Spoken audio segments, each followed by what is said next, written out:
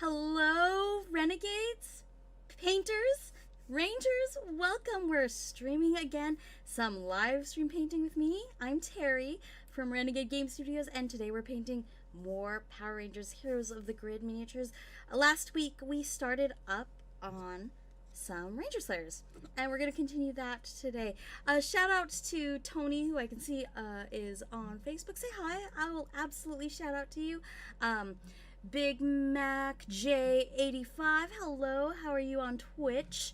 As usual, I will be answering questions as we go. I'm going to be talking about some techniques today.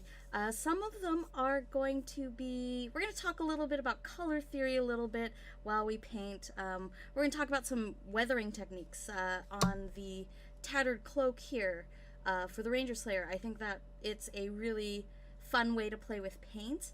And we're going to do some layered highlights too. We're going to come over her cloak, and I'm going to show you other ways to highlight this miniature's cloak and this cloth, because there's a lot of space to play. Same with the jacket here. So we're going to just get on it. As usual, hello, Victor. You're in the house. Hello, Victor. I saw Victor posted his first mini painted, which was so thrilling. I know someone else from the Power Rangers Heroes of the Grid community also posted some really awesome Ranger Slayer figs that they painted up from last week's stream that they're following along, and they got them to completion, which was amazing. They look so great. Shout out to you. Also, there was a this painter had reused, because I'm always talking about reusing here on the stream, they had reused some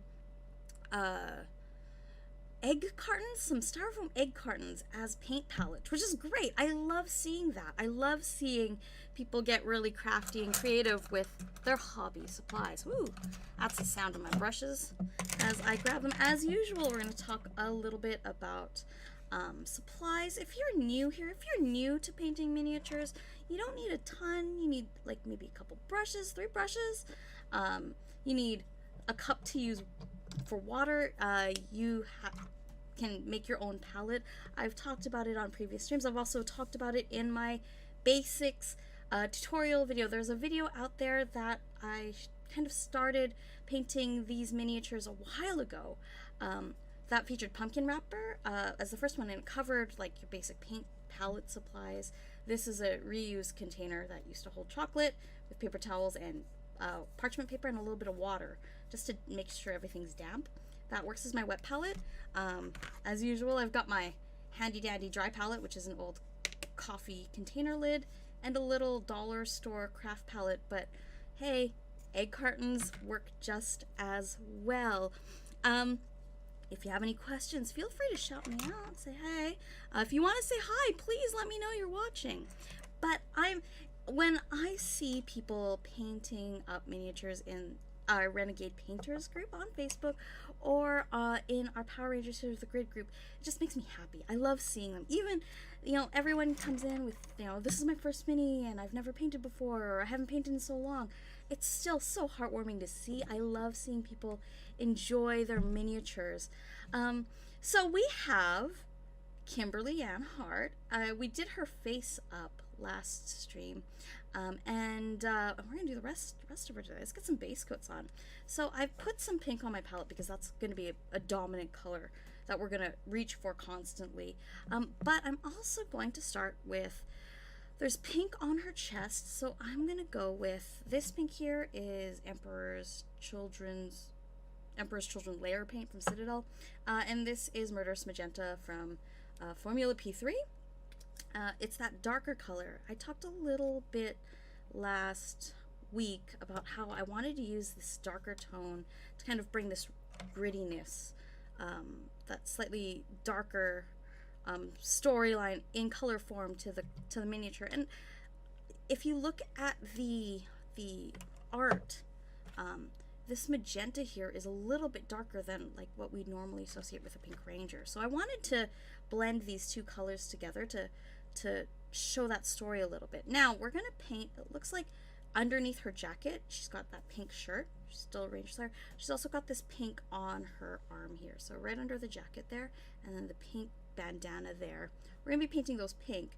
And then the jacket's going to be, it looks like there's black, kind of this grayish black, slightly blue, and then this kind of dark camo-y green brown.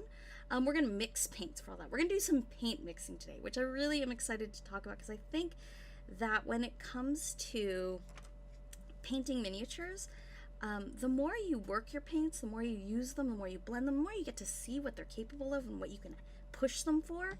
And I'm all about that. I love playing with paint. And on characters like this, painting with custom mixes is a really great way to practice with that, but also you don't have to worry about matching because they're a character onto themselves. So you put that one unique color on them, and that's special to them. So if you want to try to, get close to it, you can. You'll have the basic recipe, but you'll also be able to check, just have something that is specific to that character, have a color story that is unique to them. And that's what I'm trying to go for today. So, hello. Let's see. So we're going to get, I'm going to try to get that pink on there first. And I say that because the way her arms are, it makes it really hard to access that color. If I paint from the most innermost layer first and work outwards, the places I'm most likely to splot paint or accidentally make a mistake are going to be more on those outer layers than on those inner layers, just because of the nature of the model. So you have her arms, what essentially getting in the way at this stage, but those arms at a later stage will actually kind of protect that area. So painting those areas first makes sense. So I'm going to take a little bit of this Emperor's Children layer paint. I'm going to blend just a little bit of magenta into it. Now, I'm working on a wet palette. There are a few people I noticed in the Renegade Painters community. They were asking about, they're finding that the paints were getting too thin. And that can happen sometimes if you have a new pot of paint. If you're just new, you buy a whole bunch of paint. When they're new, they're a little bit thinner out of the bottle. And if you add water to them, they get really thin really fast. When you work on a wet palette especially, water comes up through, there's moisture that is in the paper, there's moisture that is in the paper towel, and it comes through, so it actually kind of thins your paint down. I use, when I tend to thin paints down just to do my base coats, I'll use the little drips along my palette here. You can kind of see I'm already picking at them, and that's what I'll use to thin down my paints to get the consistency, rather than dipping into my cup and bringing it back to my palette. I find that can bring too much water, and then you just have to make more paint that you're not necessarily going to use on the model in this sense. I'm using small dots too. Like these amounts here are very small. They flatten out and they look really big, but in terms of the amount that ends up from the paint pot to the palette, we're talking about like drops. So let's get that pink on there. And I'm not going to worry about the pink that's going to be on top. So I'm not going to worry right now about her bandana around her arm. There's that lapel detail over here, right here on the miniature as well. It's sculpted on, which makes it really easy to paint. That I'm not going to worry about as well. I'm trying to get that pink in there though. And again, not fussing about trying to keep it within the lines of the miniature, because I'm going to paint over that with her jacket color. So I'm just going to get that in and get that on. It's still looking a little bit light to me, so I'm going to add a little more of this Murderous Magenta. Again, I'm custom blending these colors just because I want this unique character, this one-of-a-kind character, to have kind of a one-of-a-kind story. And if I'm working on a wet palette, this paint will last. And I can also reference this sheet of parchment afterwards. If paint dries on it, I can pull that off, and I'll still have those reference colors there. So I can try to match by eye and get there, knowing that I used this color and this color mixed together to blend that way. So that's on. I'm over painting the borders, not being fussy. I'm not going to try to match the border. So even if I don't get the border in there completely, that's okay, because the color is already there. I don't have to match to the line, and it makes it a little more forgiving. It's like a little trick. I'm sure if you've tuned in on these streams in the past, you've heard me say it before, but I'm going to say it from the tops of mountains. Overpaint your borders. It will make painting easier for you as you do subsequent base coats and subsequent layers. So that pink is on. And let's have a look here. Anyone in chat, say hi if you're in chat. If you got questions, if you have been painting miniatures, let me know what miniatures you've been working on. Over the weekend, one of our awesome community members, Tony, he hosted a painting hangout. So if you've got stuff that you painted over on the hangout, let me know as well. I'd love to know what you've been doing to get your minis done. Painting is one of those wonderful things you can do with your board games by yourself. If you're sequestered, if you're staying home, if you're social distancing, having minis to paint will keep you busy, and it's a fun way to pass the time. So I've got that pink on. It's nice and it's pretty dark. It's not the usual color I would say a pink ranger would be. So I'm gonna let that dry before I start on her jacket. And her pants are black, and she's got the strapping on them that I'm probably gonna do in brown to match her boots, or a slightly lighter brown or brownish black. We'll get there. We'll blend and we'll get there. It'll be fun. But I'm gonna let that dry before I try to touch it with other paints. When wet paint touches wet paint, it kind of blends together, and it makes the final result look messy, and it doesn't keep the crisp lines together. So we want to try to avoid that. Now let's get back to the Ranger Slayer. I got really excited. I got the base coats done, which is pretty good. There's silver on her bow that needs to be done, and some white that I'm gonna clean up in a later stage. So I'm gonna put some black and white on my palette right now.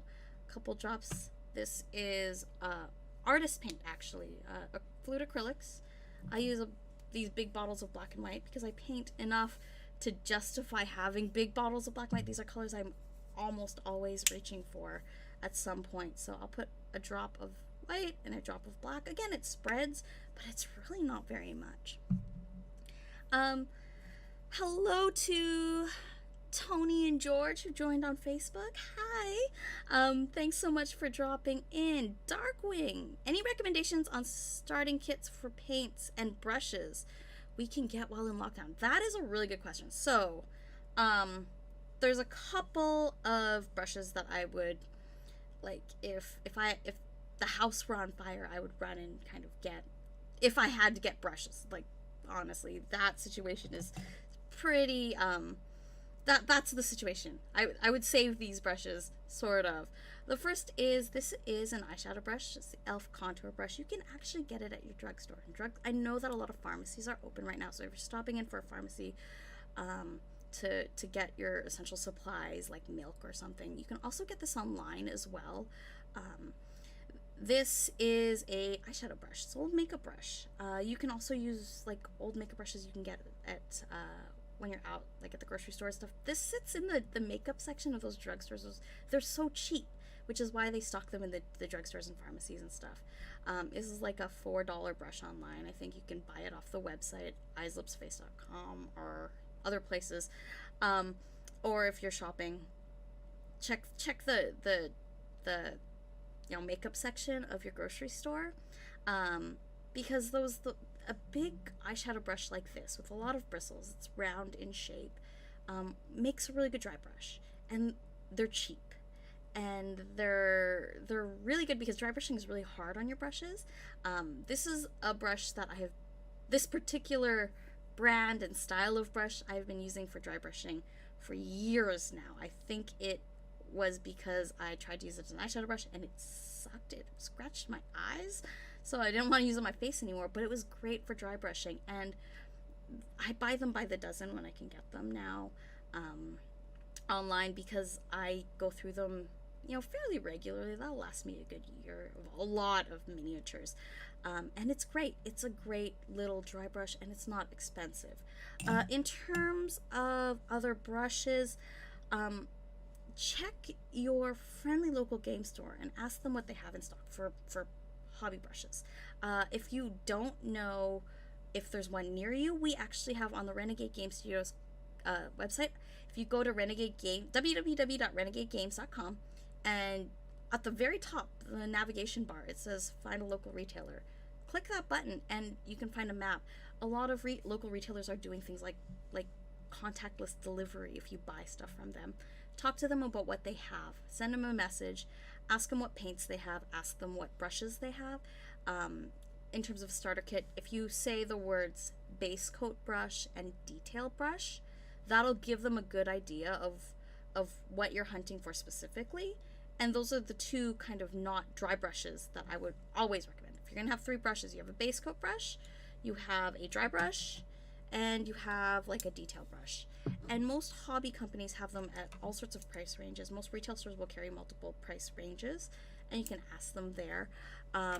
You can also get starter kits. I recommend for starter kits starting with like maybe a set of 12. Like, get good primary colors, good base colors. You want the range of ranger colors, so you know, red, a green, a blue, a black, a yellow, a pink. If you can get pinks, you can also blend white and red together to make a pink, so that'll give you a good base to start with. And then something with a black and white makes it very useful because you can also do the grays, all the grays in there. Usually there's a brown in there that'll take you a long ways. A really versatile kind of color mix. That's what you're looking for, a good primary color base to start with. And oftentimes those kits will also have a brush in there. Usually it's a good multi-use brush.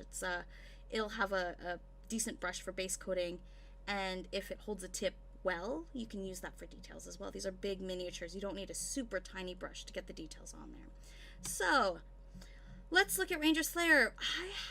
There's a few things on here that I'd like to do. So I showed you some really easy wash down techniques for like sketchy highlights. But I think I want to show you today, we're going to do some weathering on her cloak, but I want to get a nice layer down on her cloak, and I'm going to show you how to do layered highlights. Now, I did the sketchy highlights, and what doing sketchy highlights does is it, like, you paint these messy, like, highlights on there, and then you wash them down. And then what you get is this very clear idea of where the shadows are and where the highlights are by adding a dark wash over these really light white highlights. Now, you can use that, you can leave that as is, looks great, or you can use that as a guide for layered highlights moving forward. Oh, Jeremy Howard, hello, Jeremy! Do I recommend brands? Yes, there are a number of brands that make really great brushes available at your retail or like friendly local game store. Citadel makes great brushes, great range. Army Painter makes a really great synthetic range, and they also have like a single like detail brush that is like a natural fiber brush. It's like got a black handle. All their other paint brushes, they have red handles. If you tell your retailer I'm looking for the black handle detail brush, I think it's called a master class or something. There's a fancier name for that particular brush in their line. That brush is really, really nice, and it's also really nice for beginners because the Army Painter handle brushes actually they're a little bit thicker than this. They're angular. They're like triangles, kind of like you know, those holders for pencils when you were a kid and you learned to write. Sorry about those technical difficulties. There was some weirdness happening with my computer. Decided to just close down on me. But we're back. I'm really excited to talk about brands. Let's talk about brands for painting brushes. If it cut off before it, just ask the question again. The folks, Victoria's in chat right now. She'll let me know if there were any missed questions. But if you were one of those people who was asking about brands for brushes, I was recommending Citadel's brush line, really great. Army Painter's brush line with their angular brush handles, that it gives you a little more grip. They're a little bit thicker. They're triangular, so when you hold them, your fingers kind of fall into place, and it's not as strained a grip as these tiny. These are really thin-handled brushes. If you can't get to a friendly local retail store, I know that I mentioned that. There are a lot of arts and crafts stores that are still like doing mail order, like online ordering, stuff like that, shipping. They look at their watercolor brushes.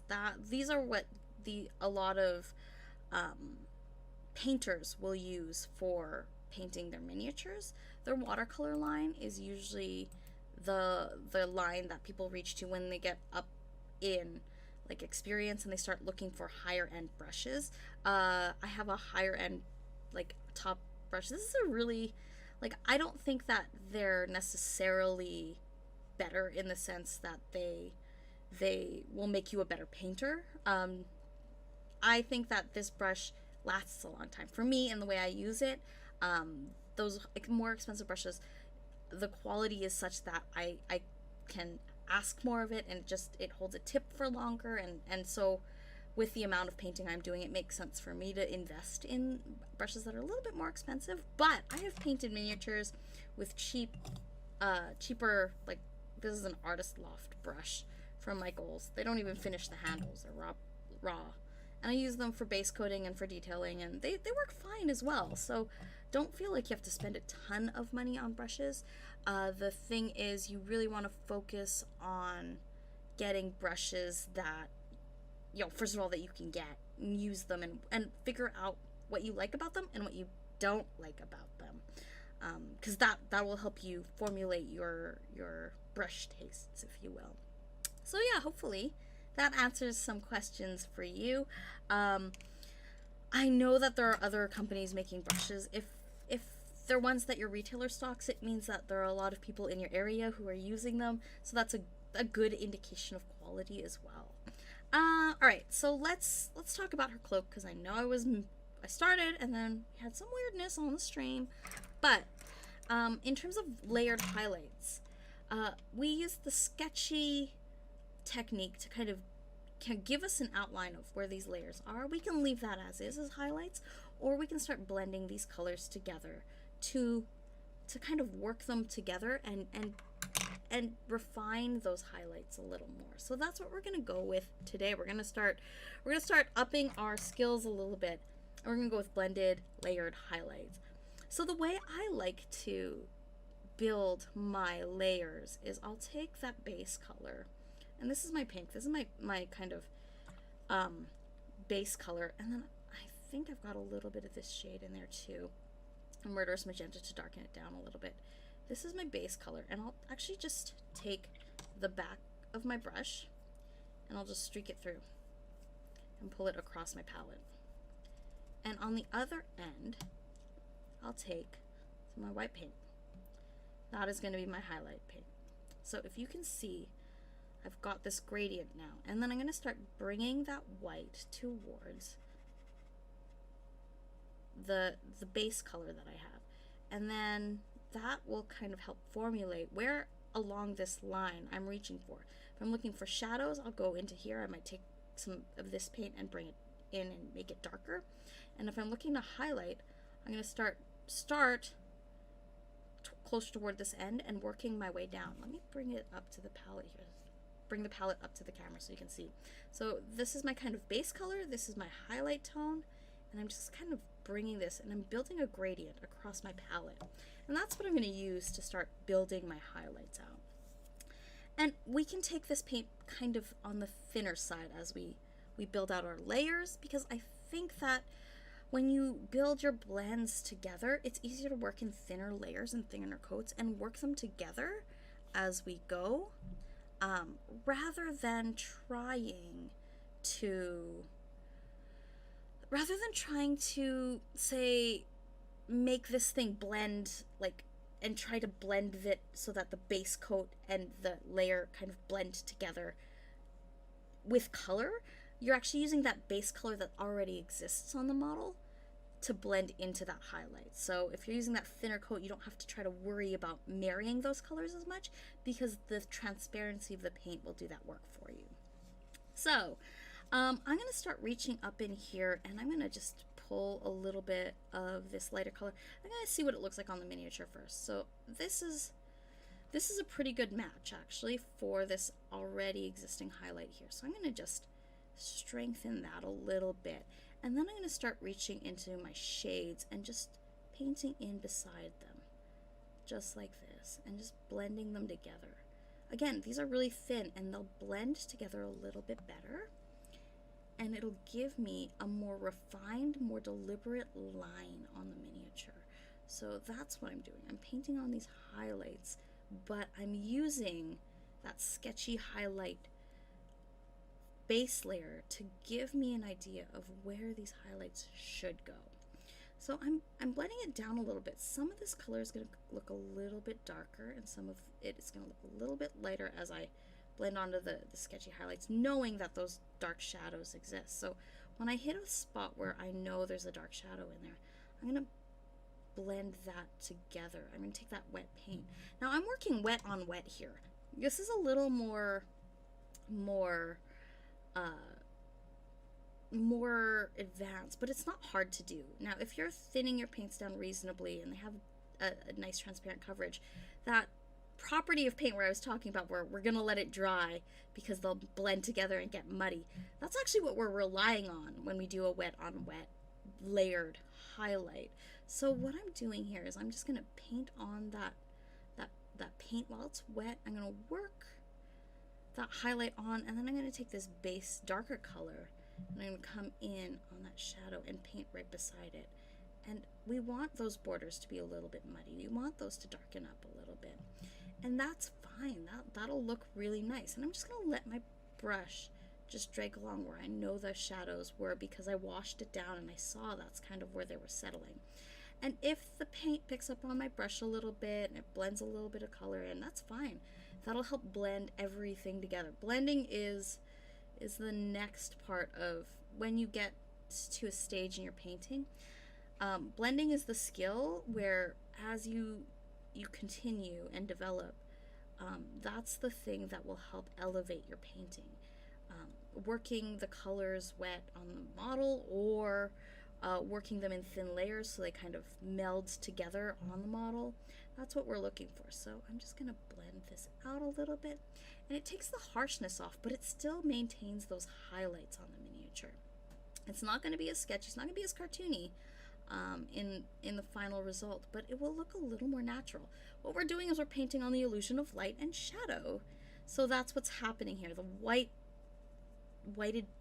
whitish side of this palette here, or this gradient here, where I'm reaching for to do the highlights, that's what I'm blending with the base coat, and I'm smoothing out those edges a little bit.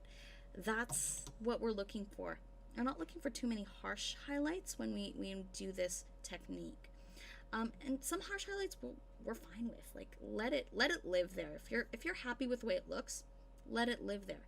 This is something in terms of, let's see here, in terms of adjusting this technique, it's a process that's done by eye. You have to actually do it.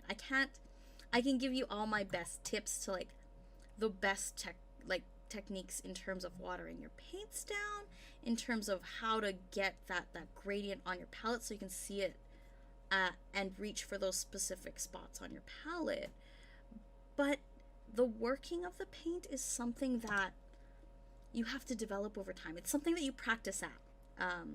So I can't give you much more than just play with the paint wet on the miniature. Play with the colors wet on the miniature, and see if the highlights are falling where you want them to. And again, once you've done this highlight, you can always wash it down to help marry those colors again together. If you're finding some of those blends are a little harsh, if you're finding some of those highlights are a little harsh, you can blend them down with a wash like we did last week to marry those colors together. So playing on a canvas like this cloth cloak here, it's really a great opportunity to improve your skills and work on techniques like highlighting, and work on those layers and understanding the properties of your paints. So that's where we're at. If you have questions about this at all, I'm happy to answer them. If you're asking, Teri, why do you keep licking your brush? If you can help it, don't. This is a bad habit. In terms of my own painting kind of approach, a lot of my own painting habits were developed because I worked Games Workshop for a little while when I was in university, many moons ago. And all of the people I worked with, all the people I painted with, all the people I learned from, they were all brush slickers. The idea at the time was we didn't have as much access to really nice quality brushes. They didn't keep their tip very well. And so it was really easy just to pull the brush between your lips and use a little bit of saliva to pull the tip of the brush into a nice point. You can replicate this. If you're new to painting, don't start licking your brushes, but you can actually use a little bit of wet paper towel, and I'm going to use it on the bottom part of my palette here. I'm going to show you real quick. This is a wet paper towel part. I'll pull the parchment off. There. So this part of this paper towel, if you actually bring your brush across it and twist it, it brings it to a point. That's a better way to make a point on your brush. This is a bad habit I've developed over time. It's something that I can't quit. I find that it's just easier for me to go there. I rinse my brush out really well, and I use paints that are non-toxic, so I can sleep better at night, but there are ways to get that point on your brush without having to lick your brush. So, let's see here. Anyone in chat have any questions so far? I'm just doing these last highlights here on this cloak, and you can kind of see the sketchiness here. I'm going to adjust my camera a little bit. So this is where I've blended them out a little bit more. You can see the highlights are a little more natural, a little less harsh. Right here you can see that blend is just really sketchy still. It's really light. And there's a little bit of sketchiness happening over here. I'm going to blend that out a little bit so you can see it. Let me adjust this real quick so you can get a nice close view of this. Is that sharper? Oh no. Let's see here. Let's just adjust that there. So you can see on this side of the model, the highlights are pretty sketchy. On this side of the model, they're a little more blended, a little more refined, just a touch. They don't have to be perfect, right? This isn't the process of painting your models isn't about perfection. It's about getting there. And it's about enjoying the journey as you go. So let's see here. Someone asked a question on Twitch. In your Zeo stream, you mentioned that green can be tough even for coverage on. I'm trying to finish my Mighty Morphin green, and the Warpstone Glow is kind of patchy. Yeah, it can be patchy. So yellows can be really hard, and depending on the green you're using, if you've got a yellow highlight in them or a yellow base, it's more on the yellow side than it is on the blue side. Coverage can be kind of hard. In terms of tips for getting that coverage so that it's a little more consistent, other than just doing multiple layers, green on white works really well. So if you're priming white, it helps a little bit. It's still going to be a little bit, you're still going to run into the patchiness issue, but that'll even out as you add more layers. The other thing is, like, try a different green in the range, or try a different green in a different range if that's available to you, or blend a green using blue and yellow. That can be a little challenging, but it might also help if you blend your green with a little bit of blue and yellow. You can, if you have it in your set already, you can help boost the coverage quality with a little bit of your existing paint in your range that you know will have a good base coverage, and adjust the hue with the other paints you have in your collection.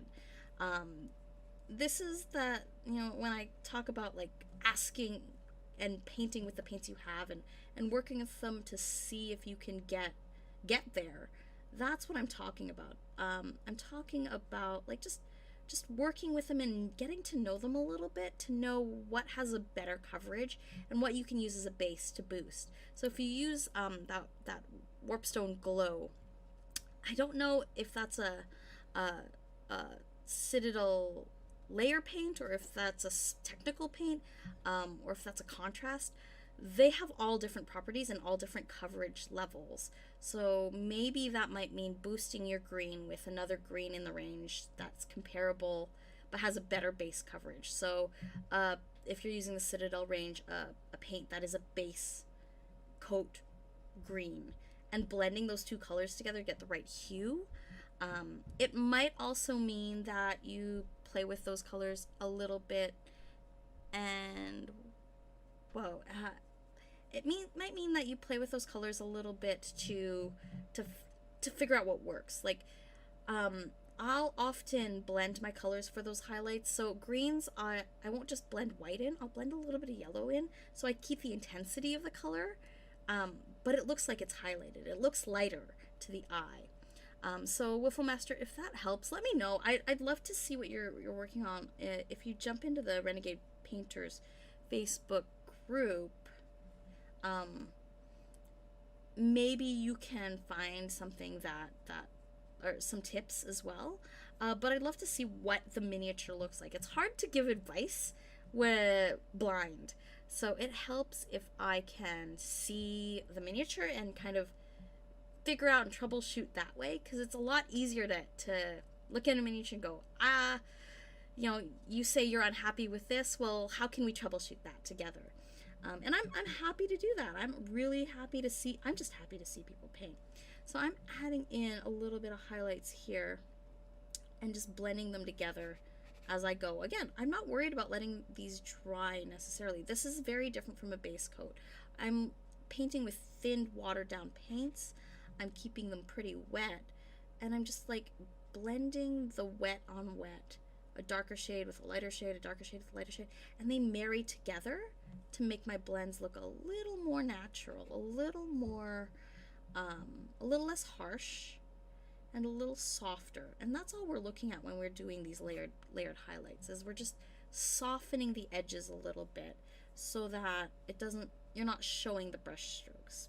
So that's all we're doing here. Sometimes you want to see the brush strokes. Sometimes if you're doing a particular style, those brush strokes, showing them is part of the style of the outcome. You want that. That's a desired result. Sometimes you don't, and that's cool too. And having these little tips and techniques to work in your arsenal will give you more flexibility in figuring out what you want to do and how you want to use certain things. So I have blended down and married down a little bit some of those highlights. Now in this crease here, you'll see that there's this really dark shadow that I've left painted in there. And I'm actually going to put a very close to white highlight in there. That's the color of my brush next to it. And I'm just going to blend those two together that way. Now, what I find is, especially next to the dark shades, putting these lighter highlights right up next to those lines helps boost out the look of the fabric. So instead of trying to paint blends so that they have this beautiful, perfect gradient, sometimes that harsh shadow next to the really light highlight makes that illusion of light look even sharper on the miniature. And that's what we're going for right now. As I finish off this cloak, I'm trying to, where the cloak billows softly and smoothly, that's where I want to get the smoothness of the gradient on the miniature. Where it's got this harsh shadow and like a crisp fold, that's where I want that harsh, bright versus dark look next to each other, because that will make that shadow pop even more. And we're not going to be afraid of that. We're not going to be afraid of those soft and harsh lines. We can use both of them to our advantage. Questions? Any questions? Brian, thanks for stopping by on Facebook. David Hamill, thanks. Hello. Wiffle Master, thanks. I understood. Appreciate the info. I'll try to get a picture uploaded. Oh, perfect, Wiffle Master. If you aren't already a member of the Renegade Painters group on Facebook, it's a great place. There are a lot of really talented, really skilled, really experienced painters in there. They can help you out. They're really great, and it's just a really supportive community, not unlike the Power Rangers Heroes of the Grid community already. So they're really supportive. Really, it doesn't matter what your painting level is, like what your experience level is. there's always going to be support there, which is nice. You don't want to, it's really hard when you put a picture of a model that you've worked on, you've spent time on. It can be really harsh if you put it up in a place where you don't feel supported. So you don't have to worry about that in this community. So what I'm doing right now is I'm taking this dark Murtis Magenta, I'm putting it straight, and I'm painting in those dark shadow crisp, those lines where that fold happens. And I'm painting in that shadow right there. So you can kind of see a little bit of those shades. There's these little folds in here. I'm just going to paint those little lines in a little bit more to re-emphasize them. And I create that illusion of shadow on the miniature. This crisp fold here, I'm just going to paint that line in there. And it gives that depth. It just adds that touch of depth. In these holes here, I'm also going to paint the inside of the holes a little bit with that darker color too. Sometimes as you bring your brush across, it might deposit some of that lighter paint in there. Adding a little bit of dark tone into those holes will help emphasize them. Pop them out a little bit, but it doesn't look off on the model, but it does look a little bit darker, so it makes them pop a little bit more. And there we are. I would say that cloak is looking pretty solid. Now, it's time to do some weathering. We're gonna go every week. We go on a ride where I talk about how things are gonna get a little bit scary. Ride it out with me. This is gonna look great when you're done. And this is one of those points where we're gonna do that. It's been about half an hour, 45 minutes since we started. Let's take the time. If you're painting along, we'll do some stretches. Stretch your necks, stretch our wrists, stretch our hands, stretch our fingers. I haven't been doing a ton of painting because I've been doing so much talking, but if you've been painting this whole time, take the opportunity to stretch, because your shoulders, your back, your neck, your hands, your wrists, they can all get sore. And if you've been staring at a model that is this close to your face this whole time, where all I'm doing is looking at a model, stretch your eyes, look at something a little bit further away for a minute. Help keep your body in painting condition, because there's nothing worse than feeling like you got beat up after a session of painting. It's not like you got in a fight with a model. I'm not fighting this model. I'm working with this model. So take care of your bodies as you do. If you're new to this whole process, developing the strength in your wrists, the fine motor control, developing the muscles to paint is a real thing. It's a thing you have to do over time. You build the strength, and you build the stamina. So that's fine. Take breaks. So let's go on a ride, or go on a journey together. This is a sponge. If you have little sponges, this could be a dish sponge. This could be like an old scrubby. This could be a little bit of rag. This could be anything. This is from like a model tray that I have. You pluck the foam out to shape the shapes of the miniatures you're going to put inside the tray. I don't really use them for Heroes of the Grid miniatures, by the way. I think that these miniatures are so resilient with a good sealing coat. You don't necessarily need to put them in foam because they're not fragile. They won't break. And they're more likely to bend than break. And because there's flexibility in the material, that means it's also less likely to chip, because it's when you have a brittle underside that the bend breaks the surface of the paint, and that's what causes the paint to chip. These models are super resilient that's not an issue. I can bend the miniature, and so I'm not worried about breaking my miniature, which is why I put them in foam most often, where I put miniatures in foam most often. I'm not worried about the paint chipping off, which is also a reason to put miniatures in foam. So I try to save my foam for other things that are much more fragile. These ones you can even just put back in the plastic. If you seal them really well, you can put them back in the plastic, or you can put them, honestly, my putties are in a plastic bag. I've painted them.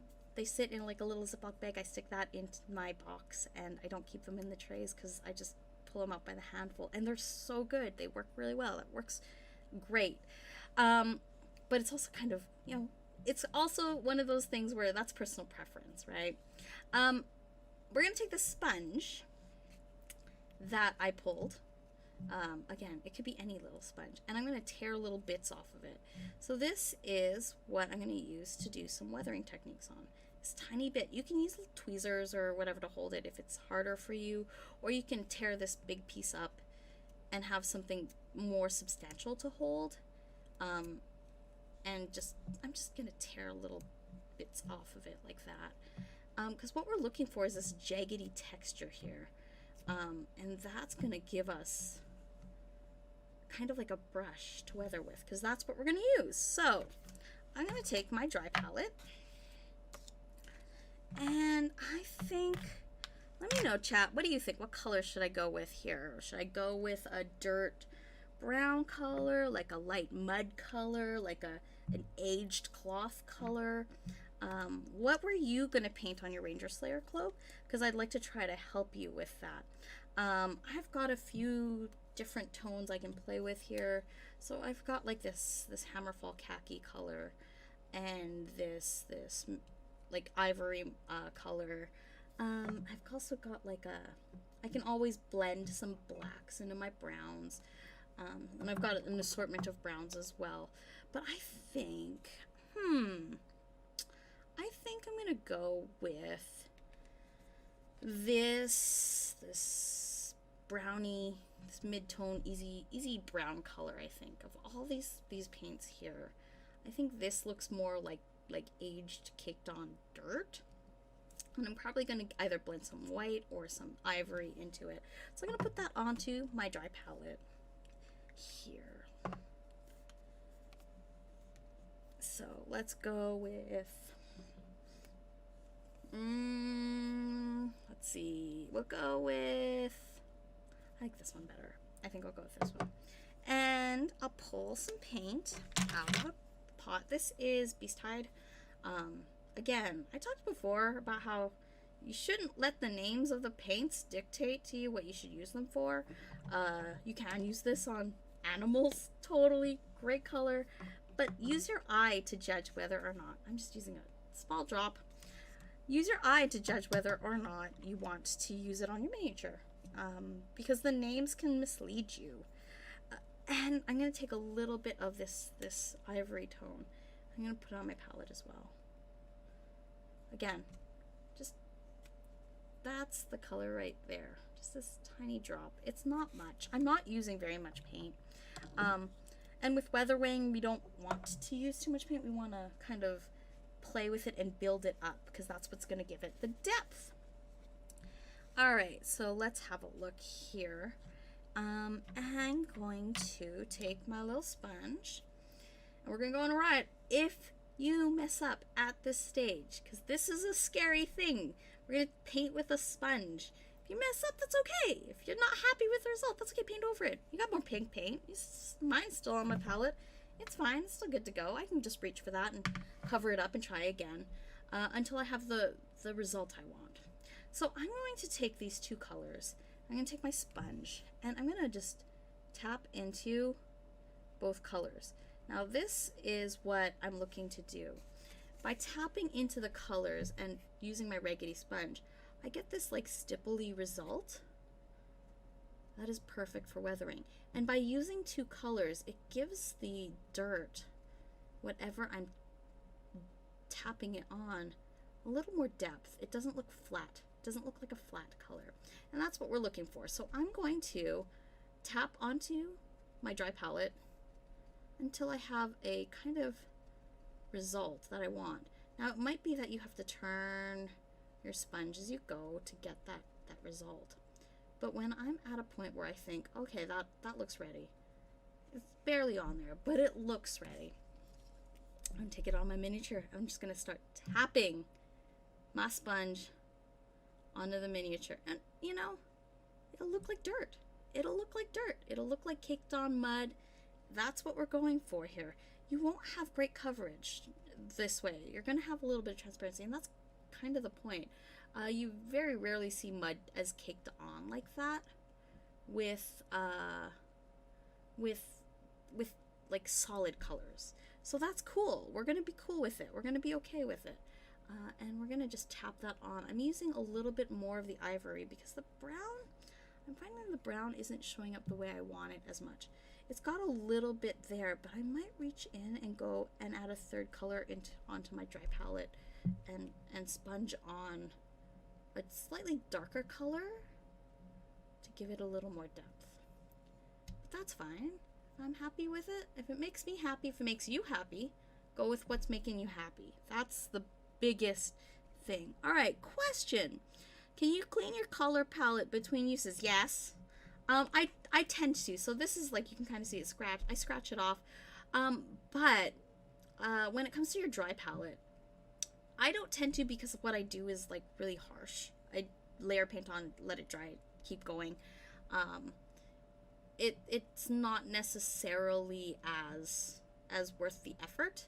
But if you like working on a clean palette, you like seeing the colors, like having this area here that is just black is really useful right now for me. So if it's useful to you, so you can see how your colors are stippling on with your sponge, soak this in hot water, and it will make the paint a little more flexible than the plastic that it's on. So if you're using a rigid plastic, you can use a rigid plastic like a Tupperware, something that's less bendy as this coffee lid. You can definitely use that and just soak it in some hot water, add a little bit of soap, and then you can kind of almost rub it off. When you get a little edge of a paint chip off, it comes right off in the water. So yeah, you can absolutely clean your palette. Do I clean my color palettes? Also, I do clean out my well palette. Again, it's not perfect. Like, if you look at it, it's not perfect at all by any stretch. But I'll clean them out just so that I know that there's no color contamination happening. Or the real thing with washes that you really have to look out for is the chips of paint getting into your wash. So if there's little flecks of dry paint that gets into the wash, that's what we're trying to avoid, because that will affect the surface of what you're applying the wash on. So I'm more likely to clean my wet palette, wash that parchment paper off, or just get a new piece of parchment paper if I've got it, and I'm okay with using that. My wash palette will get cleaned out much more than my dry palette does, just because, again, this is where I put my dry paints. This is where I put my dry brushing paints on. I'm not worried about picking up that dry fleck of paint. It won't affect anything because it'll probably get rubbed off in the process of dry brushing or whatever technique I'm using. But if you want to see the colors on your palette, and that's a good thing, especially if you're starting out, like having a better idea of the paints you're using, what they kind of look like, working on a clean palette really helps with that. So I'm sponging away. There we are. Let me have a look here if I can just shade this down a little bit there. Is that better? Yeah, it looks a little bit better. You can see that mud is starting to cake on. It looks like mud. It looks dirty and like weathered, and if you're not happy with it, you can paint over it with the pink paint. But I think it's starting to look really good, and I'm letting the model do the work. I'm not pushing very hard. I'm just barely touching it with my sponge and just going over and over and over again. It's like dry brushing. The raised parts will pick up the paint the way that it would pick up the dirt, and so you'll get this variation. So right at the tip there, let's see here, oops, right at the edge of that cloak there, you can kind of see where paint is distributing a little less square, and a little differently. So I think I'm gonna add one more color to my dry palette to give it more dimension, because I'm liking the way it's looking, but I think it could go a little bit darker. So I'm gonna take a little bit of black off that palette. It's just that much. It's not a lot. I'm actually gonna blend it into this brown and see how that goes. It looks a little dirtier, and a little bit of black goes a long way, folks. Like, if you're new to painting, don't go too heavy on the black, because it can really, really overpower color very quickly. So I'm just gonna tap that on and see how that looks. That looks a little bit nicer. So there's the result of me. This was kind of more solid, blocky. That brown in there, and I'm not mixing it. I didn't mix it fully. There's like streaks of black paint in there. There's streaks of brown paint in there. I kind of want that result. So I'm going to kind of take the excess off by tapping it on my palette. I'm gonna go again. Let's do this. So we're gonna just touch that darker blackish brown color onto the miniature. Yeah, with a sponge.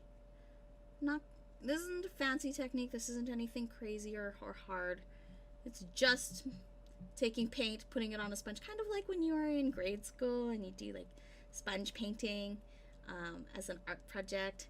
That's what I want. I'm going to focus that darker color towards the edges more, so it has some variation there. So you can kind of see right there on those edges is popping out a little bit more. Let me adjust the focus a little bit more. Maybe you can see it a little bit better. There. So I'm just gonna tap those black edges on there, and it gives it that really nice, dirty, weathered, aged look. And it's dirty, like that's the point of this. So it's a little bit of weathering techniques. This isn't a particularly fancy method. It's just about like trying to stipple on, essentially. That's the term. You'll see a lot of people use stippling on. They'll usually use a brush. I use a sponge. Just dipping on some paint, and to give the shadow, some texture, just a little bit of extra color without like totally overriding this whole miniature. So let's see here. That a little better. Yeah, there you can kind of see. That looks like mud kicked onto a cloak. It's like that. Any questions so far? Doesn't look like there's any questions. Thanks so much, Darwin King. I'm sorry. I'm reading it sideways on my phone, so I'm trying to paint while jumping into chat. So there's where we are on the weathered cloak. Let's have a look here. We're back down to Ranger Slayers. Let's get the big stuff down on Ranger Slayer now. We've got a lot of blacks and browns to take care of on her. And so I'm going to start by, I'm going to do her jacket first, because it's kind of like an underlayer. I'm going to do the black on her pants as a base coat. So we're going to start with her jacket here. And then the black details I can put on top of that brown. And then we're going to do the reverse on her legs.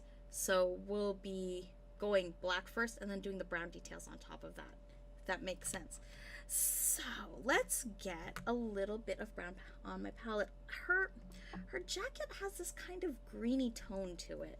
So I actually picked up a green, and I plan on mixing it with some brown to replicate that slightly, let's have a look here.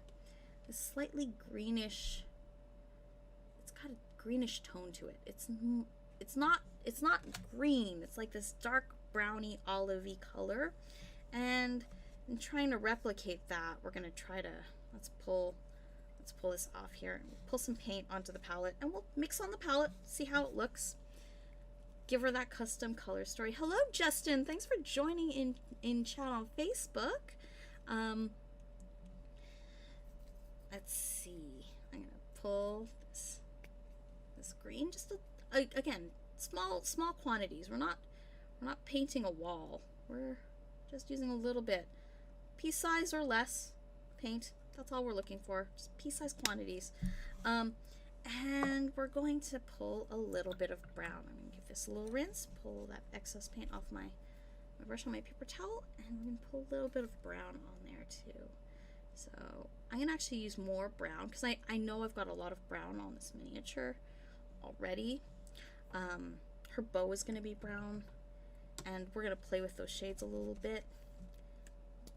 But this is a truer kind of brown tone, and her jacket's just a little bit, there's a little bit of dark, it's a little bit gray, a little bit green, a little bit brown. So I'm gonna take just a touch of black I'm going to take some of that green on the palette, and I'm going to take some of that brown that's on the palette. I'm going to kind of blend it together. Predominantly, this is mostly brown, but that little bit of green peeks through. So, black, green, brown, blended custom color for Kimberly's jacket. There it is. Just like that. It's got a little bit of, let me see here, let's try to match by eye. So we're going to look at that color. I'm going to look at her jacket real quick. Here. Let's see, does that look, I think that looks pretty close. I think that looks pretty close. It's a little bit more, I'll play with the color on the model a little bit. It will show up lighter because I did prime white on this ranger, as I do with many of my rangers. But we'll see. If it looks like it could use a little bit more dark tones, I can always wash it down with a color too. So let's have a look here. Here we go. Darkwing is fine. All right. And we'll get that. We'll pull this paint. It's the mix that I made, and we'll get it on her collar. We'll get it on her jacket, and we're just gonna paint it on. We're gonna try to be careful around her face. Now we overpainted the edges of her flesh on her face onto the collar, so I'm not too worried about trying to match a line. If I overpaint that border, it'll probably be where the collar is anyways. But I am just going to be careful in that area, and then I'm going to be less careful as the rest of the jacket shapes up, right? So there we are. Around the collar here, it is a little bit green, and it looks it's reading a little bit light because of the white primer, but that's okay. We can always wash that down. I think I'm going to take a strong tone to this to make it a little more brown, but that means that knowing that I'm going to do a browner wash, I'm going to take a little bit more green and mix that into my brown, just so that I have that green showing up a little bit more. So this is the old color I made. Here's the new color I made. It's got a little bit more brown, a little bit more green. And that green has a little bit more coverage. You can kind of tell it shades down a little bit. So I'm just going to take that color and go all over. Take it on her jacket. If it hits her arms, not worried. It's okay. I'm going to paint that anyways. Basically, if it hits something that's white, I'm going to paint over that. I'm not going to worry about it. So I'm not going to stress. But if there's already paint on that area, that's where I'm going to be a little bit more careful. Just take my time. And I'm using a base coat brush for this. This is not a small brush. Again, the scale of the miniature helps make this easier, makes the whole process a lot easier. But again, I'm also turning the model to be able to reach the parts of the model that I would normally have a hard time with if I'm painting across an area, because I'm right-handed and it's the left side of the miniature. I'll turn the model upside down to reach those spots. And I'll just keep going. So yeah. Let me know, chat. We talked a little bit yesterday. I didn't see any song recommendations for Kimberly and Hart's playlist. Like, what would Kimberly and Hart, the Ranger Slayer, listen to? I think I still wanna build that playlist. I want to listen to it. I want to see what she'd be listening to. I mentioned before she'd probably have like some whole 90s alt girl, like riot girl punk styles. Knowing that you know the original Kimberly and Hart we were introduced to was like a gymnast. Maybe there's some music in there she used to like be into or she'd be attracted to in that timeline. I don't know, like a techno high beat kind of exercise EDM 90s dance music thing. Maybe, I don't know. You tell me, chat. Let's see here. Let's see. I've got that brown going on the jacket. And it looks like that brown extends onto her holster and leather strapping on her legs. So we're just gonna let it ride. We're gonna let it ride. Now there's the underside of her jacket here. I don't know if I can see it with the handle. I'm gonna pull her off the handle actually. Well, the base is that much better, but yeah, I'm gonna just stick my brush in there and go into that. I'm mostly covering this underside layer so that when you see it from the front, it's got color on it.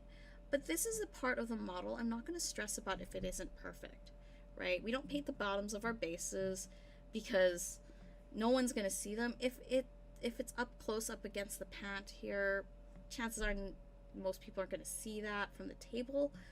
These are game components, so paint them like game components. Paint them as you would see them and interact with them on the table, and then you'll be happier. The end result will be easier instead of stressing about whether or not your line is perfect, or the jacket meets her pants, for example. It doesn't have to be perfect. No one will be looking that hard, and from the tabletop you won't be able to tell.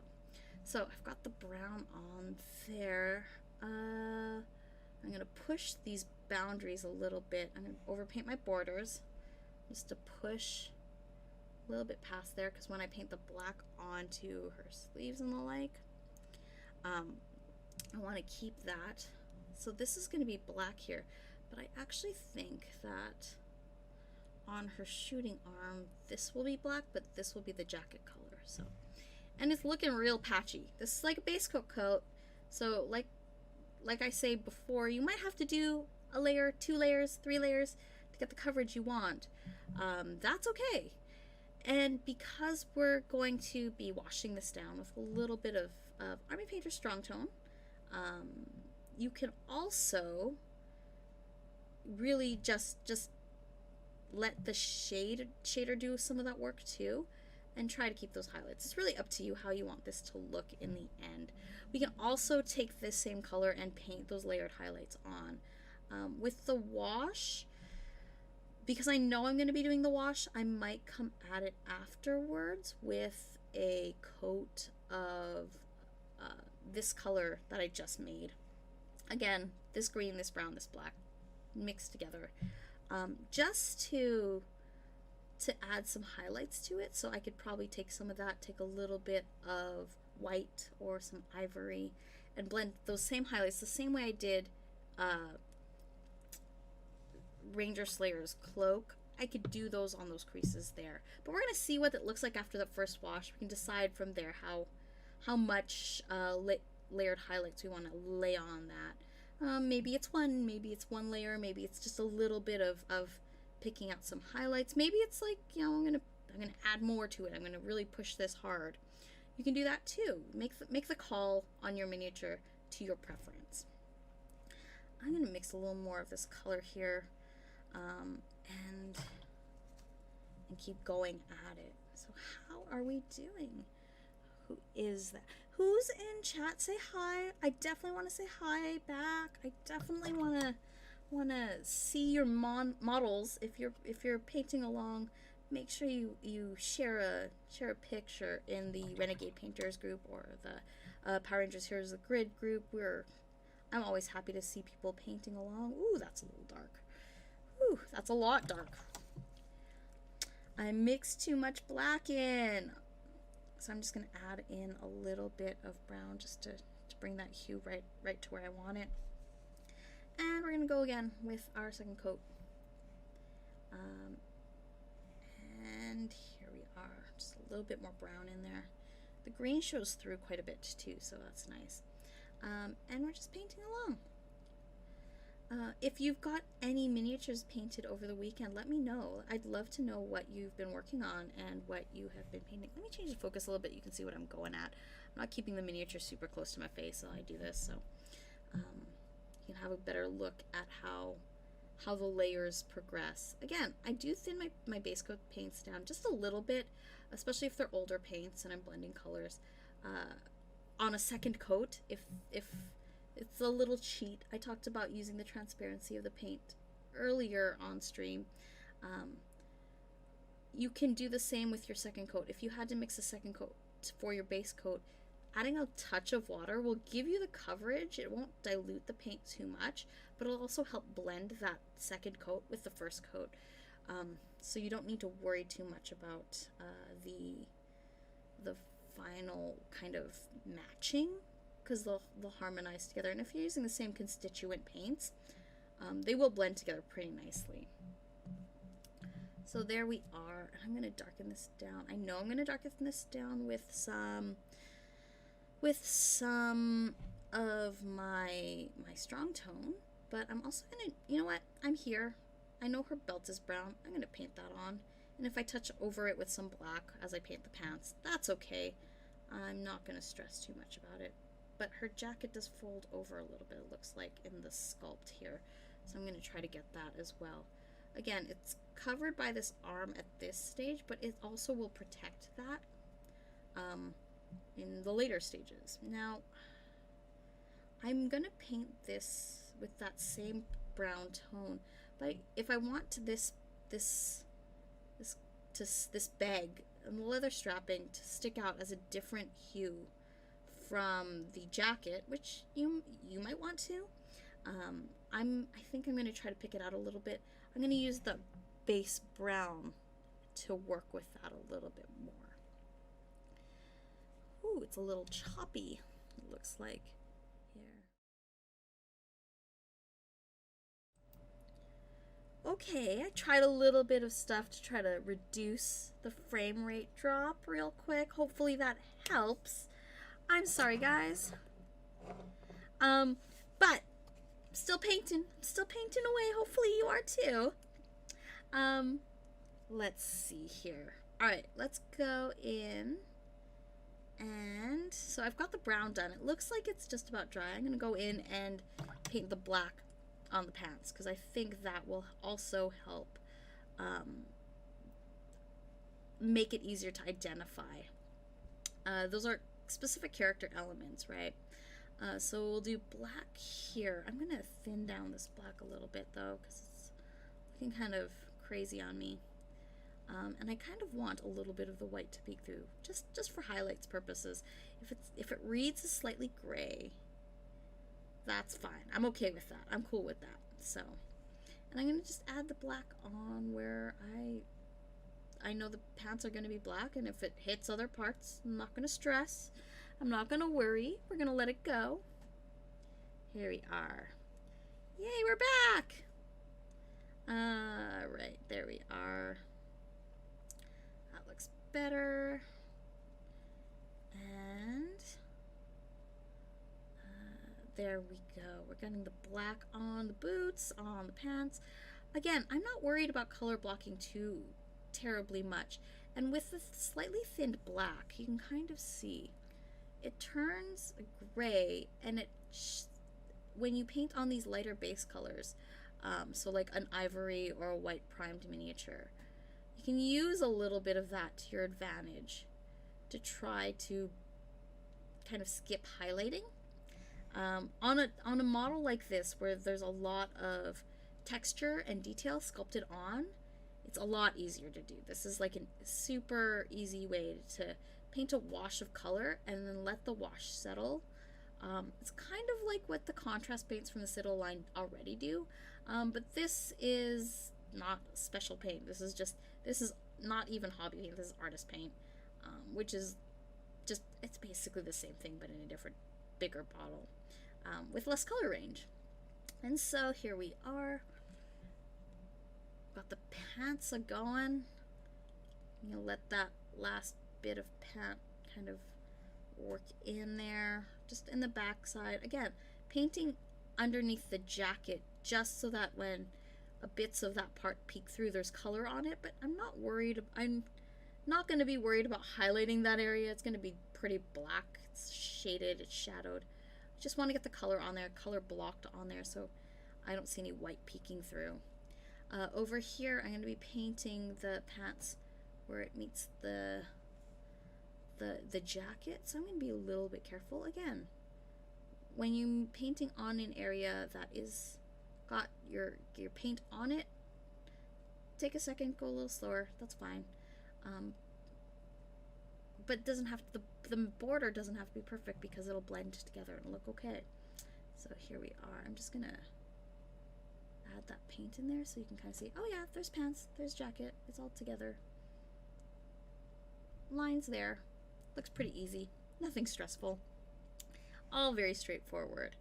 Let's see here. So I was mentioning while I was working on this jacket here, if there's any songs, do you think that, let me know, chat, do you think that Kimberly and Hart would be like into Lilith Fair? Is she that kind of, would she be into that, not into that? Like, is that her thing? Is she like a folky women power song, fan, or is she into something louder, screamier? Is she a metalhead? That might be fun. The idea of Kimberly Ann Hart listening to metal, I mean, it is the grim, dark version of her, so maybe I could say it's plausible. I'm putting on the black now onto her arm. This is that one shooting arm. It's her bow arm. Very Katniss Everdeen as well. Very like the she's I guess she's technically the first, right? She was like the first bow user that I grew up with as a woman, right? Like we all had the Kevin Costner Robin Hood movie in that era, but when I was growing up, there was no Katniss Everdeen. That whole thing wasn't a thing. It was you're wielding a bows because you saw the Pink Ranger on television with a bow, and that seemed cool. And she's super cool. So, I think she's the OG. I'd say she's OG. Let me know, what do you think? Ranger Slayer is bad reputation fan, I imagine. Yes! Oh yeah. I could do that. I believe that. I buy that. Here we are here. We're doing these here. I got the black on the shoulder, black on the arm. She's painting up pretty nice. Nice and easy, nice and going. I said I was gonna paint this black over on her bow arm there. Yeah, I think it's a grayish black, so I'm gonna go with it. I'm just gonna go with it. Let's do it. And if I want to highlight this later, if I want to go with a sketchy highlight over it, I would probably just mix a little bit of white and black to make a gray, and just do little lines, little striations to follow the fabric folds. But I'm not going to stress too much about it here. Because I think that, if I thin it out enough, and I didn't get too much brown paint on there, it'll settle in the cracks and crevices and give me a pretty good result. So I put down her flesh tone last week on her face and hands, but she's also got her on her face, but I didn't do her hands. If I was going to go back and do that, I'd probably put some of that flesh tone on her hands at the same time, just so I don't have to worry about matching it too hard. But this is pretty easy. It's pretty straightforward. I know the colors I used, so that's not going to be too hard for me to just match up her hands. And they don't have to be totally the same. There's always a little bit of difference in color between hands and faces. If they're ballpark close enough, that's good enough for me. So let's get the rest of the brown on her while that dries here. Oh, I got a little bit of black over on her jacket. So remember how I said that that arm will protect the pink, and it did, but I got a little bit of black from the sleeve onto her jacket, so I'm just going to paint that over with that base coat of brown that I mixed up, and it's pretty good. I think that's pretty good. There we are. Brown, black, check. Let's get the brown on the bow. Now the bow, I'm going to try to paint slightly different. They're in the same family. The colors are in the same family, but it's slightly less green. So between the jacket up here and the bow here, this is a little truer brown. So I'm just going to use the base brown that I used in my mix for her jacket straight for this stuff here. So that's all I'm going to do right here. Just like that. The bowstring, I'm probably going to paint, I think I can go with black. We'll see. We'll see how it looks. I might also go gray. I think I actually like the idea of painting it gray a little bit more. It will look a little thinner if I paint it gray when it's next to the black of her things. It won't pop out as much. And it'll look more like a string. So I'm going to go with gray on the bowstring after I do up this brown and it's dried a little bit, and I can paint next to it. Let's see here. Anyone in chat? How's chat doing? How are we doing, chat? Things are good? On Facebook?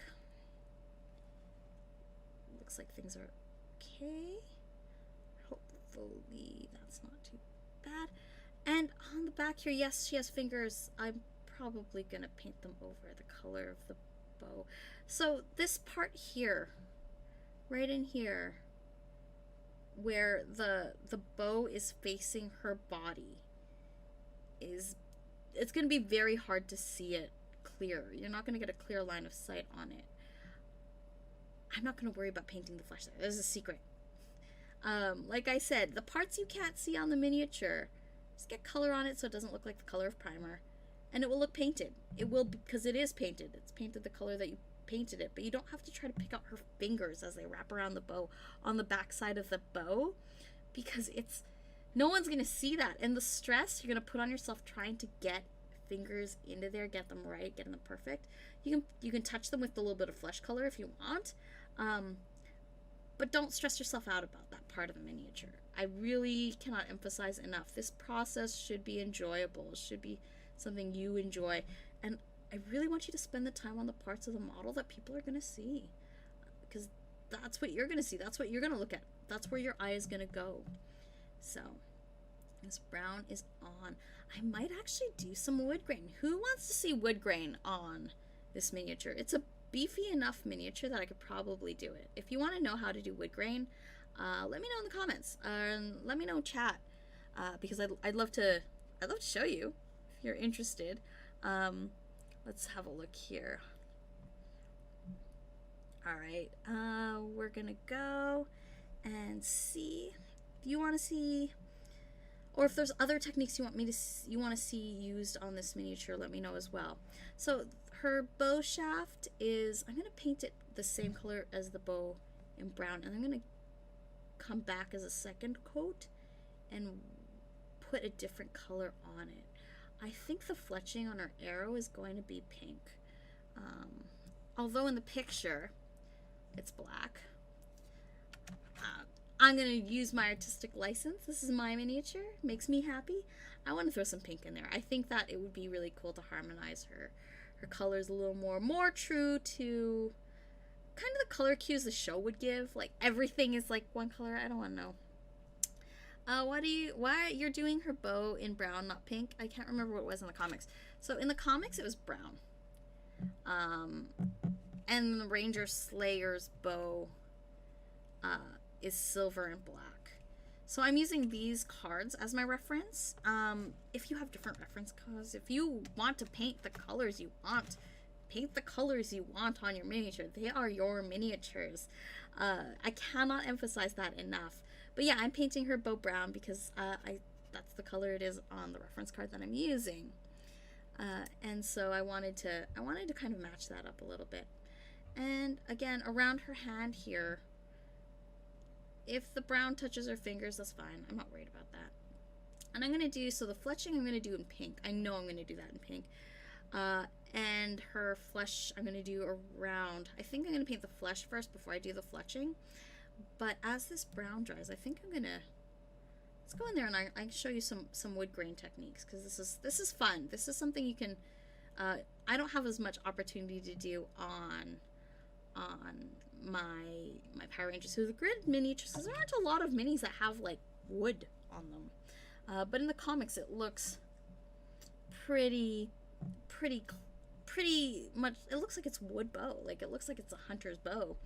Like a crafted you know, outdoors kind of, not those fancy ones they have, but like this is a crafted old school bow. And I'm gonna show you how I do it with ivory paint. So this is Men of Wet Highlight, and I'm going to, let's see here,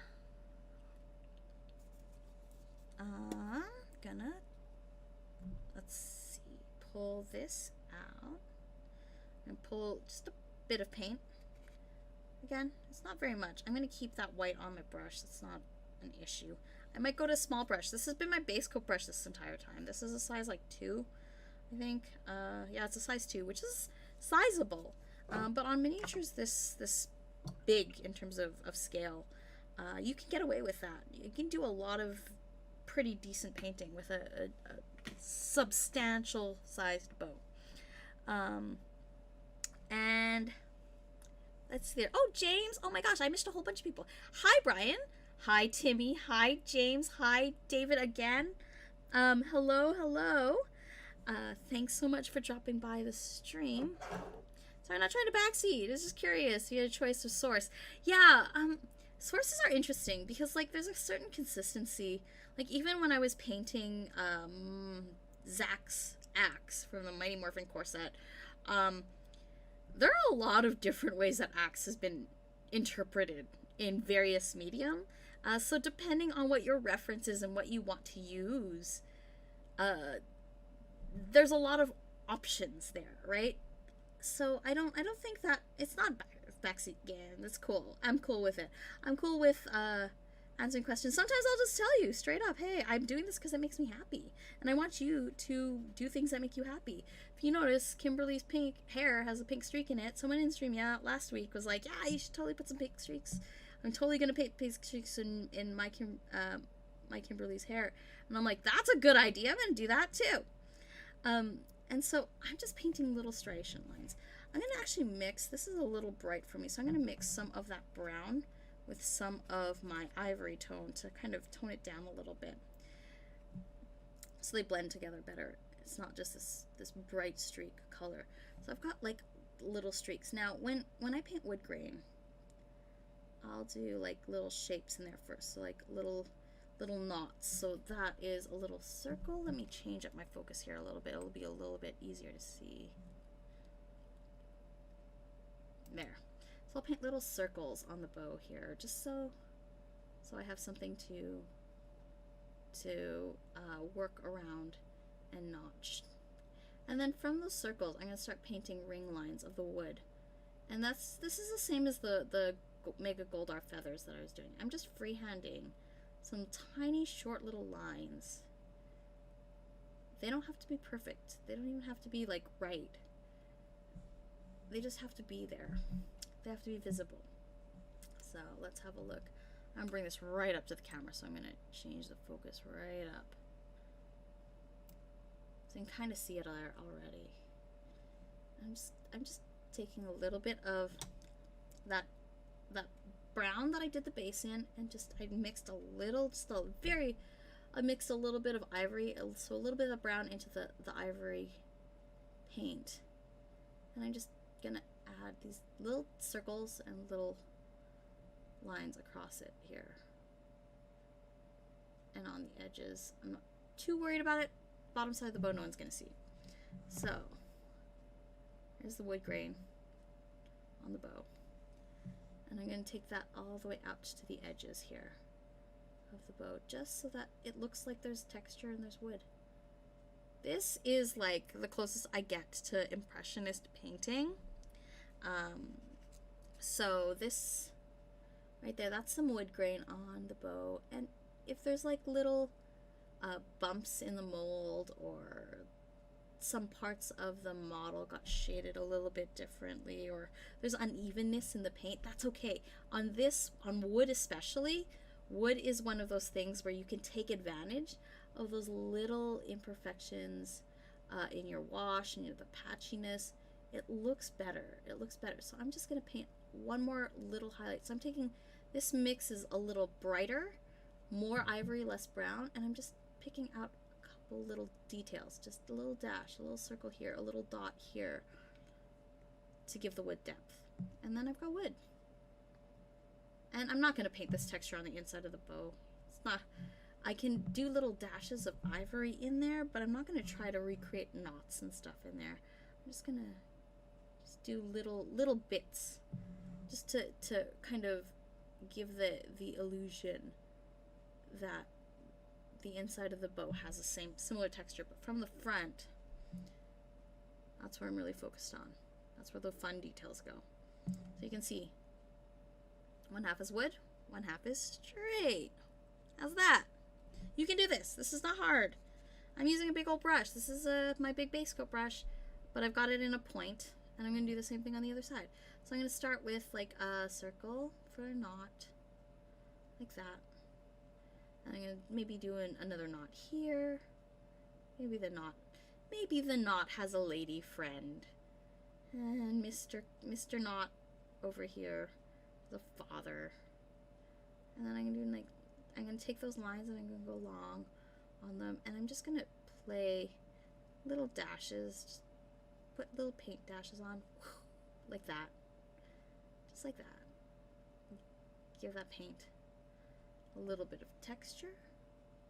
Give that wood grain look. And then I might go in, if I want to add a little more depth to it, I might go in with some shadow in there. So inside those little dots, I'll take that dark brown tone, put a couple small dashes of brown in there, just to re-emphasize it. Remember when I said earlier that the shadows, the harsh shadows in the light, we can recreate that too. So if you want to add a little bit of a darker brown on there to match up the wood grain, you can do that. I think I'm going to actually paint a few more lines on here just to give it a bit of depth, and then I'm just going to wash this down. So now that that is on there, I'm going to take a little bit of my paint on my palette right here. So just a touch of water and a touch of the paint, and mix that in. Maybe a little more water. I think I'm going to try to pull a little more water out of it. I'm not making a ton of wash. The bow is pretty small. So I'm just going to paint that until it's like, yeah, I got a little transparent mix there. So let's show you up close. There's the transparent mix. You can see that it's not, it won't have coverage. I'm not looking for coverage right now. I'm just looking for a wash. And I'm just going to blend that grain in with a wash. Push one layer. That's all. If it puddles a little bit weird, I'm going to pull that off. But it has some texture now. It's not just plain brown. It's wood. There we go. And yeah, let's go into the flesh of her hands, the pink of her bandana there, and the gray. But I'm gonna throw the brown on here too. I did mention I was gonna do some of the accoutrement on her in this brown, because I'm gonna do a big old wash to marry all these colors together. So there's the brown on her. Let's change this up here. We're not looking at wood grain anymore. Here we are. I'm gonna do the brown on her satchel here. And I'm going to do the strapping in brown. Nice and easy.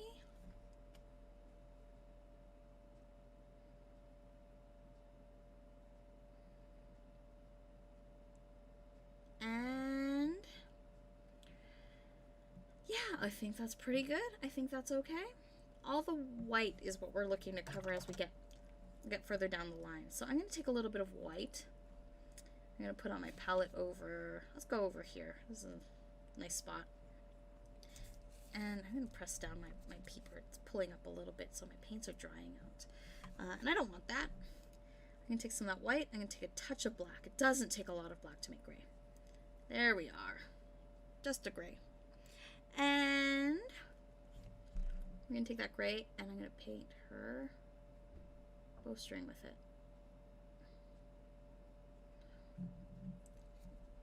And so with a sculpt like this, bowstrings are really hard, really, really hard to accomplish in model, because when you have to sculpt to make the right scale, and you have to sculpt a string on. A lot of times you'll see models that will approach bows in two ways. One, they'll sculpt the string, but it'll be quite thick.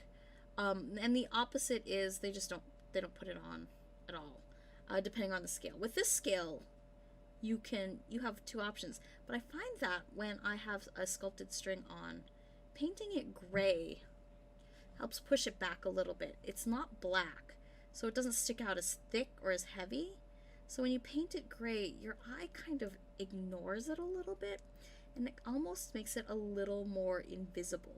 Your brain will pick up that it's there, so it doesn't look weird, but the gray actually helps kind of narrow it in the mind, so it doesn't seem as prominent. It doesn't therefore seem as thick in the sculpt.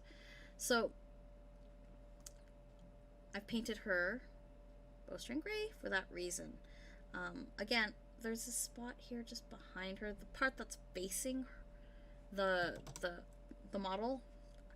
It's there. I'm gonna put paint on it so it's not white, it doesn't stick out as white, but I'm not going to stress out about getting it perfect, because that is gonna be, that's a lot. Okay, that's a lot. Let's see here. So I've got the string that's gray. I'm gonna paint her hands. I'm gonna extend that gray a little bit over to her hands so that the line will match up a little bit better. Same with the bandana. I'm gonna paint it over with the gray there on the edges of her hands, on the edges of the bandana. Gray. So the gray actually just helps push that string back a little bit. There we are. And then let's get some flesh tone on her hands. And her, let's see here. Yeah, we'll do flesh tone on her hands, and then we'll do the fletching and her bandana, and I think she's ready for the tabletop for sure. And we can always add more, right? If you think of every coat you put on as like a kind of a base coat, if you know you've got details you want to paint on later, that's fine. You can always do that. But when it comes to getting them table ready, knowing where to stop, that's the hard part, right? If you're at a point where you're like, okay, I'll painted all the details I can see that I'm happy with, you can stop. That's the time you can put that model down. If you're ready to go, you know, I can't wait to play with this model, it looks ready for me, that's the point. Let's get some flesh on here. I used Idrian flesh mixed with some ivory last time. I'm going to do the same for her hands this time. I've already got ivory on the palette, so this is P3 Idrian flesh. There's the ivory on the palette. I'm going to pull a little bit of ivory out with my dirty brown brush that I used to pull the paint out of. Not worried because we're blending these colors. That's fine. If I'm pulling from the paint pot, that's when I tend to get more worried about like washing my brush before I pull paint. But if I'm pulling paint off the palette and I know I'm going to blend those colors anyways on the palette, I'm not going to try to wash my brush between them. So here we go. Let's go the hands on. We'll paint on the flesh color on the hands. Again, it doesn't have to be perfect, just has to be close enough. And then we'll paint the fingers here on. And I'm going to go onto the fletching with the flesh color. I overextended that gray onto her hands just a little bit so I can match that line up a little bit better, and that'll look fine. But for the fletching, her fingers are like right around it. I'm not going to be too worried about getting it, about trying to be perfect and not touch it. I'm going to hit it with pink anyways. It's white. And then I'm just going to go around her hand here, just on the back. Again, this part of the model, it's not going to be perfect. If you pick it up and you look at your models upside down while you play, sure, you can spend a little more time, but I'm not going to stress about it. This model's going to stand up right on my table. I'm going to paint it like it is. So I'm going to focus on the parts that I can see, spend my time on the parts that I can see, and really just get those looking good and making me happy. So there we are. I've got her hands done. Both her hands are done. There we are. It matches up pretty nicely. I'm not worried about her hand on the other side of this here. I'm cool with that. And I'm going to paint her bandana while her flesh dries on her hands. And then I'm going to go in and paint the fletching on the bow. So let's push this down here. I'm going to push this with the back of my brush because it's lifting up a little bit. And those air pockets underneath my palette paper are really what's drying out my paint right now. So I want to try to get more contact with the palette paper. There we go. There, that'll be better. And let's go in with the Murderous Magenta with a little bit of pink here. I'm blending those colors together, kind of to match her shirt, but it doesn't have to be a perfect match. I'll pull a little more of this Murderous Magenta onto my palette. It doesn't have to match. It shouldn't match. She's probably not using her shirt fabric for her bandana. Maybe she is, maybe she isn't. I'm gonna say that she'll be fine if it's not a perfect match. The variations in the pink are what's gonna make visual interest on the model. So go ahead and play with those colors a little bit. All right, here, and we'll just add that pink onto that bandana. Really nice, really easy. I'm gonna go straightforward. And if you've touched it with some of the black or brown or gray, that's fine. You can do a couple coats. Pink is not as hard in terms of coverage, but if you're finding that you need like more to work with first, because it's hard to get the coverage on there, you can just paint it white. If there's a lot of paint that's in excess on the spot you want to paint pink, just paint it white first, and then you'll be able to be good to go. Pretty easy and straightforward, not too stressful. Again, this isn't meant to be a stressful thing. This is meant to be a light and fun and happy experience. You should be happy while painting your miniatures. I'm a ardent believer that this hobby isn't about stress. This is my stress relief. It should be yours too. It's a nice outlet. Let's get some silver on the bow tip after we get the fletching on. The fletching. I hope I'm using that right. If you're an archer, you're into archery, let me know in the comments if that's the right term. I'm pretty sure it's the right term. But if that's the wrong term for the pink feathers on her bow, let me know. I'd love to be corrected on that. So there we go. Hands, face, done, looking great. And let's do her, while we've got these pinks out, let's do that lapel detail right there, pink. All right, there we are. I'll just paint that on like so.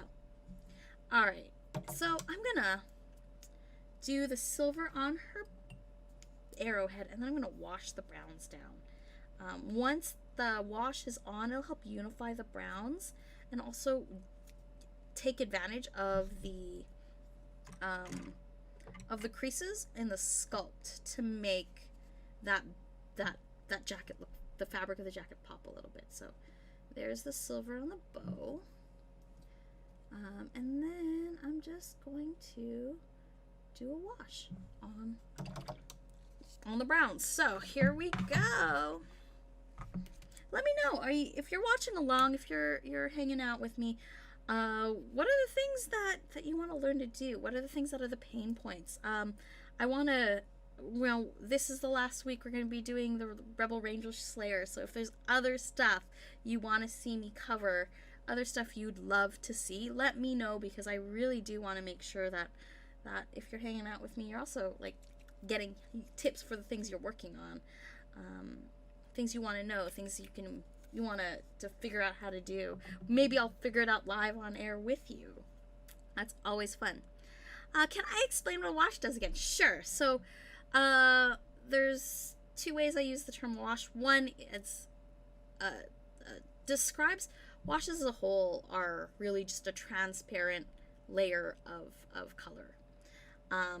So when I wash a color over, I'm using either the property of its transparency to kind of blend things together, or I'm using the property of the fact that it's a thinner liquid and it will settle into the cracks and crevices to intensify pigments in the shadows and shades. So a wash can be used to blend colors together as a thin transparent layer that marries colors of different layers together. Or in this case, what I'm doing is I'm going to be using this wash to intensify the brown shade on the top, as well as emphasize these cracks and crevices on her jacket. So you'll see it pretty quick, because this wash, this is Strong Tone from Army Painter in the bottle. It's a quick shade, they call it. You'll see it pretty fast, because as I apply it, you'll see this product settle into the cracks and crevices of this jacket. And as it dries, it pulls more towards those areas. When you're applying a wash, you want to apply a thin layer. You can always do a second layer thin, as opposed to doing it one thick layer, because then it can puddle and pool in areas all over where you don't want it settling, and then it'll look splotchy. So you can do a thin layer, just apply it on. It looks like a lot, but it's actually not. And it looks shiny because it's wet, but that you can see already, that is where the shades are. And I'm going to do all the browns here, so I'll do this brown here on her satchel. These are different color browns. That's fine. I'm okay with it. I'm going to put some of that shade in the back here, again, just so that the shadow of it exists on the model there. And then I'm just going to shade up on the front here. So I'm just going to apply it here. And where the creases of the jacket meet, that's where this stuff will settle the most and help intensify the color. And I know that this particular wash has a slight brown tone to it. So when I was correcting for that on my palette, I knew that, okay, this will make that brown look a little bit richer. So I'm not going to stress about it not looking quite right on my palette, because it'll get a little bit browner with this wash. You don't have to correct for that, but as you use your paints, you'll start to see it yourself. I'm going to apply this wash onto the bow shaft here as well. We'll change the color of it a little bit, but I won't apply it on the wood. So that will adjust the tone and help this bow shaft stick out a little more against the wood grain of the bow, so it doesn't look like this the same color. There we are. Here we are here. Let's have a look here. Let's see. And we are just about done this miniature. Oh my gosh. So if you want to paint the strapping on her legs, the brown, go ahead. I'm going to leave her for now. I'll come back to her later and do more touch-ups. But this looks table ready, I would say. So what did we cover today? We painted up Rangel Rubber Slayer, and we did custom color blends for her jacket. We did wood grain on her bow. We talked a little bit about layering colors so they can tell a unique color story. We also did on this miniature some layered highlighting, and we did weathering techniques, sponged on weathering techniques, and that's a lot. Holy smokes. You hopefully have some new tips and tricks in your repertoire, having hung out with me a little bit today. If not, hopefully you're maybe painting along and just chilling and learning as you go, or maybe picking some stuff up. I hope you've had a good time hanging out with me as we've been painting the Ranger Slayer and the Rebel Ranger Slayer from Power Rangers Heroes of the grid. I hope you take care of yourselves. Don't forget to stretch while you're painting your miniatures. Do join the Power Rangers Heroes of the Grid community on Facebook, the Renegade Painters community also on Facebook. Share photos of your miniatures, get advice. That's a great place to do that there. You can reach me in both those groups. I would love to say hi and see what you're working on. Shout out to Tony, who hosted a Google Hangout over the weekend. He's also in that group. Great advice, also learning, and has got lots of great tips to share. And there's a lot of other really talented, really skilled painters in that group who'd also love to see what you're working on and love to help you out if you're looking for help. After that, we have the Power Rangers Heroes Grid scenario releasing this week, so make sure you're a part of our Power Rangers Heroes of the Grid community so you get notified when that goes live. And until next time, Rangers, until next time, Renegade Painters, play your game, enjoy your minis, and I will see you soon. Bye!